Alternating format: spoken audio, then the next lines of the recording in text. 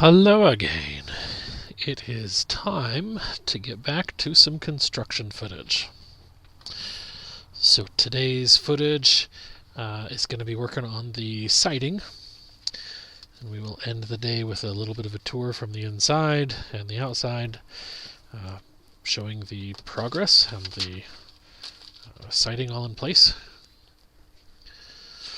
First thing I got to do is get the workstation set up and then sort through the lumber that has been cut. So I'm pulling off all of the smaller stuff, the 2 and 3 inch wide boards. There's a few that are like 3 by 3 that's like the end of where I end up as I work on those, and then there's a bunch of little 1 and 2 and 3 inch pieces for siding and stickers. Then we're just gathering some tools and things.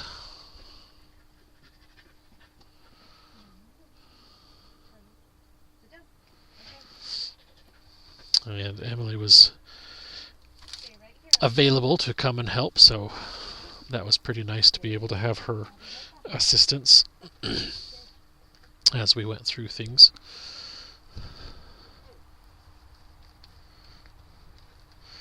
And so these are the little 1x1s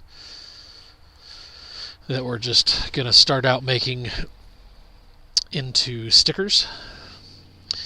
And I don't remember if I explained this or not, so if I did explain this and this is, repeated information, then good on you for knowing it, and if not, then this is an explanation. The stickers is the name of the small boards that are used as spacers in between stacks of drying lumber after it's been milled. Pretty sure I mentioned that in one of the videos where I was actually doing stickers, but I don't recall. So, you never know. So, while I'm working on getting the lumber sorted and whatnot, Emily's going to work on cutting the stickers. And I'm trying to figure out the best way to help ensure she has an efficient workflow there. We ended up putting some spacers under there and putting a line. I mean, they don't have to be an exact length, as long as they are at least the length of the pallet, so that any boards that are stacked on it will all be properly spaced and the weight will all transfer evenly down through the pallet to make sure that all of the boards are actually going to stay straight and flat along the length of the pallet. But they can be a little longer as long as they don't stick out too far. And so what I'm doing next is using the circular saw to cut a 20-degree angle or bevel on the bottom of the boards, and that will face in towards the trailer, so that as the water falls down, if there is any water that falls down the side of the the walls, then that'll fall down on the far edge. It'll come to a point and be more likely to drip off without having the opportunity to absorb up into the lumber after it's dried. And then once we're all done with that, we'll work on cutting them all to size and whatnot. Interesting thing for us, we actually had our county assessor stop by on Saturday, Friday, I don't know, in the last couple days, and there's been a few things that I've done as we build that admittedly we weren't entirely sure. We had gotten some clarification from the county previously, but there's just always that question of, did they really understand what I was asking, or did I ask the right thing, I guess. So for instance, if you look at the green roofed shed, there's the shed that has the higher portion of the roof, and then there's a drop down, and with the clear plastic siding, so that we, basically sunroof type of a thing to allow the light in there. And then there's a lean-to on the front of it to give us a little bit more roof that we can use for whatever. And technically, that lean-to is not part of the structure. It's just added to it, so it doesn't actually count as square footage. But Emily particularly has been concerned about that, and I've had a question, but I never really gave it too much, because when I called about the size requirements and whether permits are required and whatnot, I did ask about that, and they had said that it was not, but it was just good, I guess, to ask about that. So I sat and talked with him for, I don't know, probably 15 or 20 minutes about the different buildings that we've got, because we've added a doghouse and a camping shed and a firewood stand and a chicken coop and 2 actual sheds, and then the camper and the spare room trailer, or tiny house as Emily likes to call it. And so we actually talked about that specifically too. Since it's not done and whatnot, I had questions about how to go forward with making sure that it wasn't going to be a problem. And for instance, the bump outs, since they don't technically slide out, I wondered if that was actually going to be an issue for us. And turns out it's not. The only issue it'll cause is, the issue that I knew about, which was that if we ever do take it out on a road, we'll have to get a wide load permit. And obviously, we didn't talk about this, but obviously the issue of bumping up the axle to make sure that the axle is actually going to support the full weight. So it was interesting to sit and talk with him. He walked around and just measured the buildings and said the only ones that can count towards the property value are actually the 2 sheds and the camper. They count the camper as a shed structure since we're living in it. If it was just a regular camper, then and not basically not permanently attached in place, then that would not be the case. But we talked about apparently in Lewis County, for instance, if the shed or structure is a single purpose, so like a chicken coop, for instance, then there's a lot of leeway about how that's handled. Or if it's a little horse stall to keep the give the horses somewhere to stay out of the rain, but that's clearly all it's for. If we do that for pigs, for instance, the challenge with the horse stall is if it's big enough that you can fit horses safely in there, then you can technically store other stuff. So there is a little bit of a gray area there. But we talked about, since we want to do pigs in the not too distant future, that was one of the questions I had is, if I build a structure to keep the pigs dry, how do I make sure that that's not counted as an actual shed? And he said, well, make sure it's something that can only be used as a pigsty, covering. So it would basically have to be tall enough that the pigs can get in, but nothing else. And that poses the question of how do you keep that clean. And he said that interestingly, most of the people who go about that route to save on the taxes by not having a permanent barn, they don't actually clean those, which I thought that was a little shocking. But to each their own. I mean, nobody actually wants to pay more taxes than they have to. But according to the assessor, this was a funny part. He said that you should get your permits for buildings that need permits, but build whatever you need to build, and then don't tell them about the fact that you built it. Once it's done, they go around every 6 years and just do a quick inspection to make sure that what they have on file is what's really there. And so that's what he was doing over the weekend.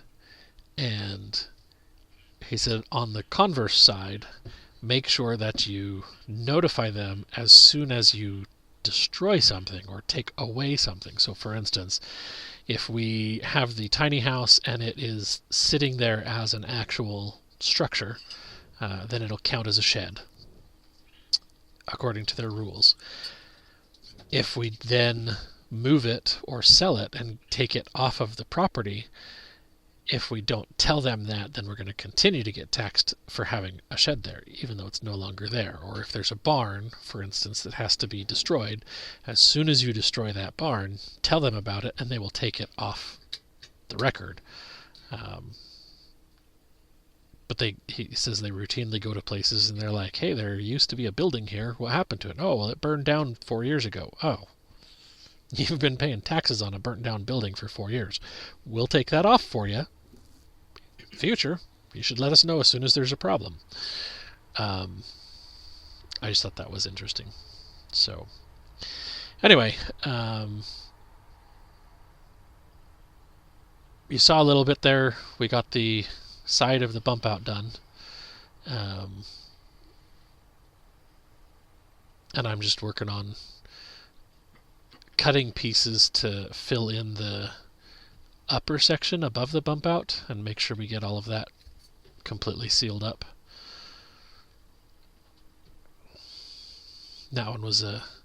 That piece was a little bit of a struggle just to try and get everything exactly right. It was just an annoying little piece. I think I had to come back and do that, I don't know, 3 times if I remember right.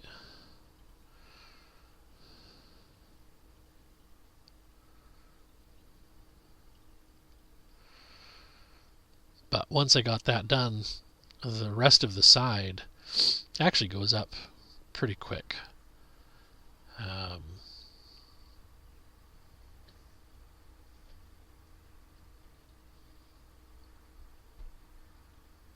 Yeah, so see, now I can start working on the rest of that sidewall, and since that whole 16 feet of sidewall is all the same, we can basically just throw up a whole bunch of boards. And what I ended up doing was starting from the north and south ends. I just started putting them up and then worked my way to the middle so that I could start with the notches, and then have straight boards that were all the same size, same dimension, and then work my way across in towards the middle, and then end with the notches to finish that off. So I'm just right now cutting up a whole bunch of them down to 8 foot length, and then I can take them all over there and cut some more. And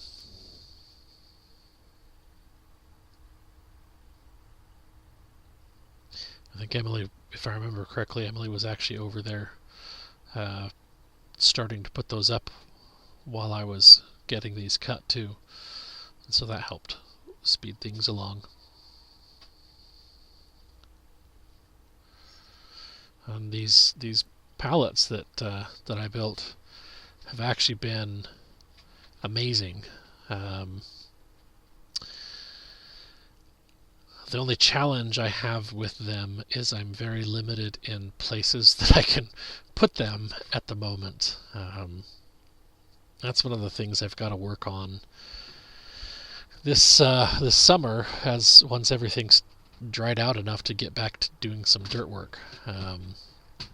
As I've got to get some more space cleared, and hopefully get a place where I've got a structure that I can, not have to worry about putting roofs over each individual pallet, which, I can always do. It's not a huge deal, but it is just a little bit on the annoying side.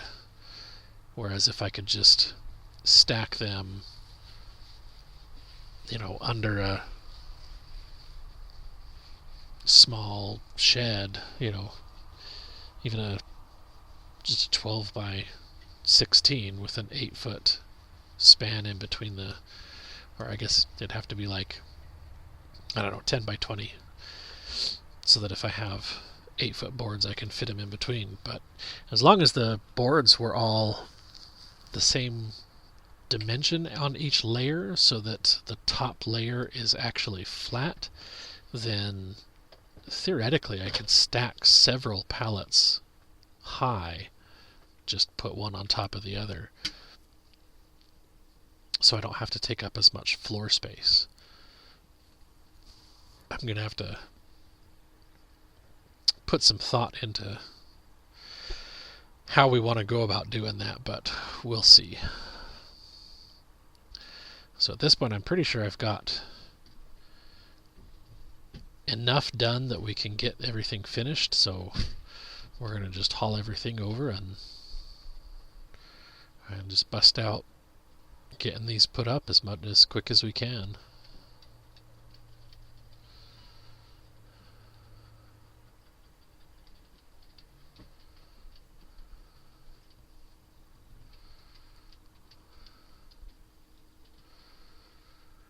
So this is what I was saying before, is I'm gonna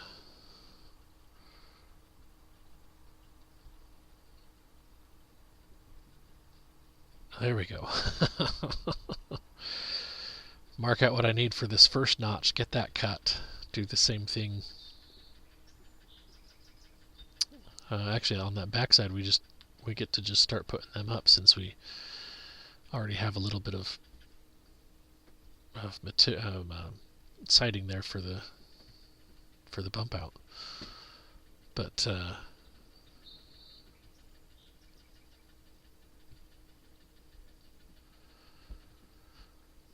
once I get that first notch cut, then I can just start throwing up the boards and get them all in place.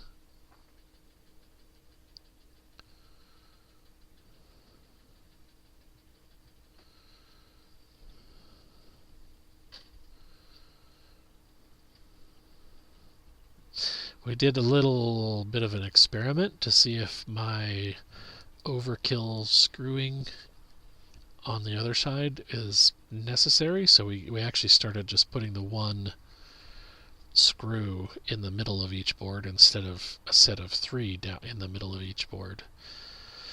I'm curious to see if, in the long run that'll actually make any difference, or if I was just being paranoid and wasting money on screws unnecessarily. The idea used to be that, nails and screws are cheap, so use as many as you think you need, but to be honest, they're not cheap anymore. A little 10-pound tub of 2.5-inch number 10 screws is, $60 now. And there's what, 500 screws in there, so that's like 12 cents, 11 cents per screw, something like that. But overall, that's, still a minor cost, but that does add up pretty quick.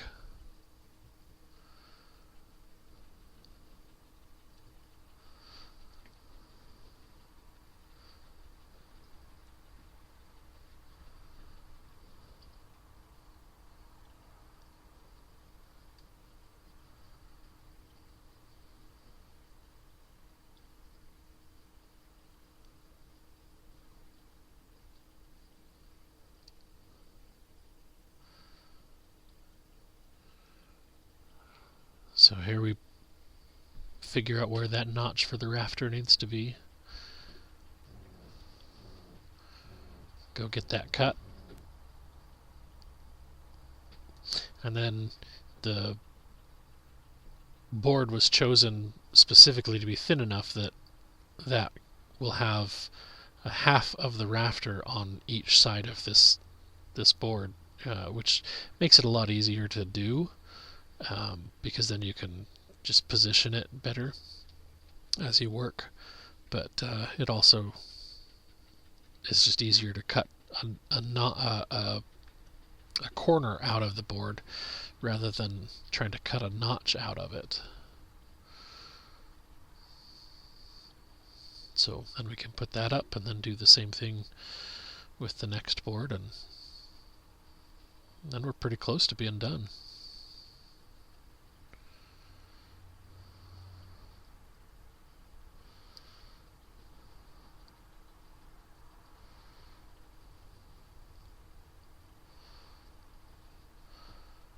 The last step for all of this siding will be to, well, the next two steps anyway, will be to do trim around the top, and then in the corners of the bump out, things like that, and then get the battens up.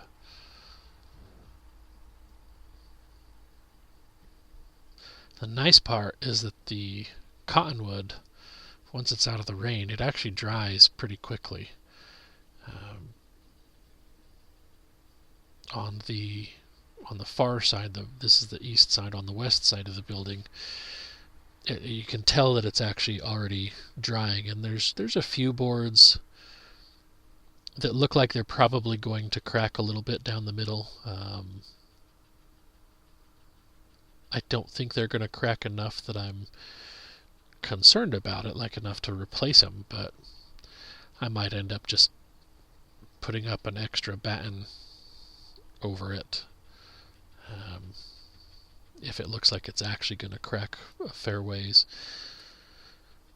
Or I might pull it off and replace it. I don't know. We'll have to see how that goes, but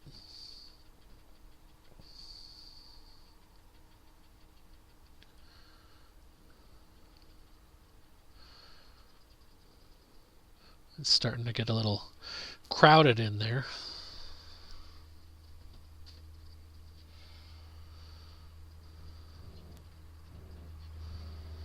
This particular one was being, I don't remember why, it was being difficult and we couldn't get the screw out.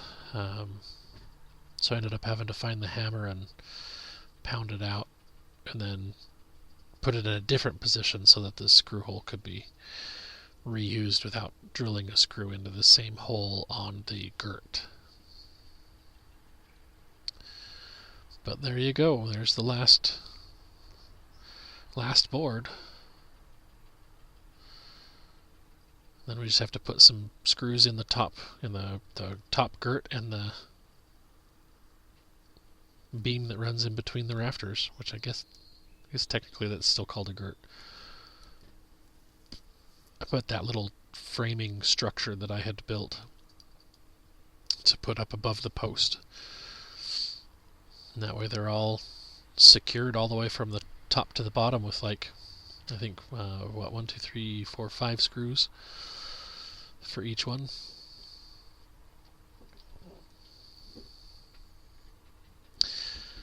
And so we didn't mark these boards, so something that actually made a surprising difference was Emily took the one of the work lights on the inside, and you can see right by my shoulder there's a spot where you can see light shining through the gap. That made it actually really easy to see where the there you go, so you can see the movement of that light in between the boards. Made it really easy to see where the girts actually are.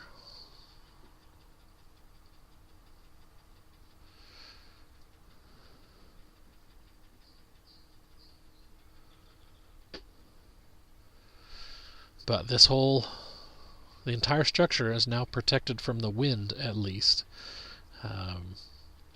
It's technically protected from the rain because the the overhangs that I have are intentionally large enough that it takes a hard driving rain for the rain to actually hit the batten or the boards on the siding. And I've had quite a few people question why the overhangs are as big as they are. And that would be why. That's charged, yeah. So there's the battery and the light, and then these two down here. Okay. You done with the light then? I am, yes. All right.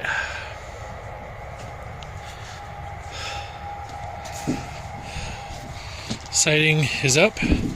For the record, this is what happens when you cut cottonwood with a dull blade. Clean blade, or sharp blade,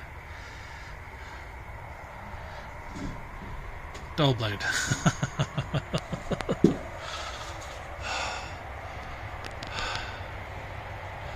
But everything except the door end, currently the north end, the back of the trailer technically. Oh look, a screw. We don't want to leave that in the mud. Okay. Both bump outs, both sides.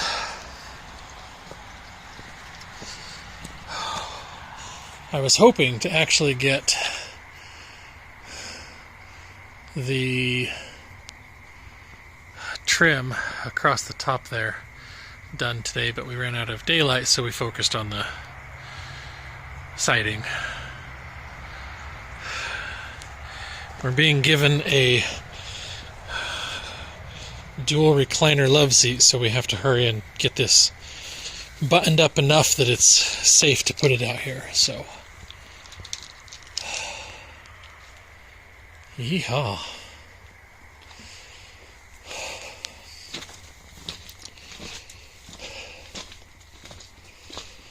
Now this siding, I will have to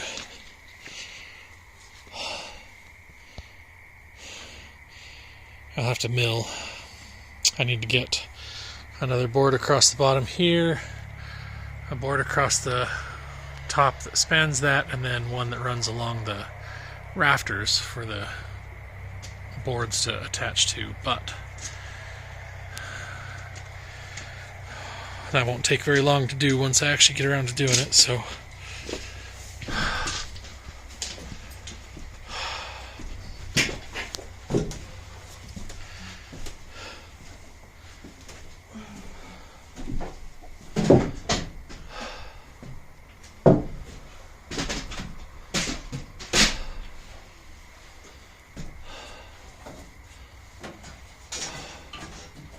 it's coming along quite nicely.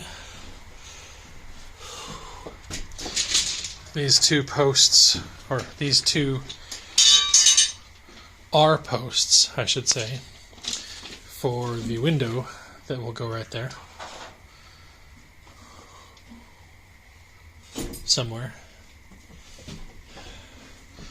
There will be a desk here. There will be a Murphy bed here. Because we decided to do a Murphy bed, that way we can actually use this area for a table when we don't need the bed. We actually decided that we're going to extend the raised floor, because currently the Murphy bed, or a regular queen bed, would come to right here. So it gives a little bit of space, but the Murphy bed case is basically going to add about 18 inches. So that means the end of the bed would be here. So I think we're going to actually bring this out to here somewhere. We'll have to figure that out. But anyway, yeah.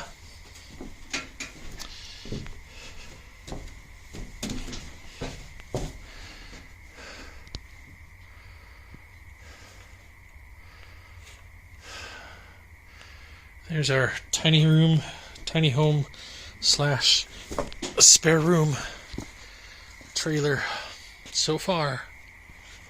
I do still have to fix the ridge cap, but that can wait till we get some more reliable, warm, dry weather.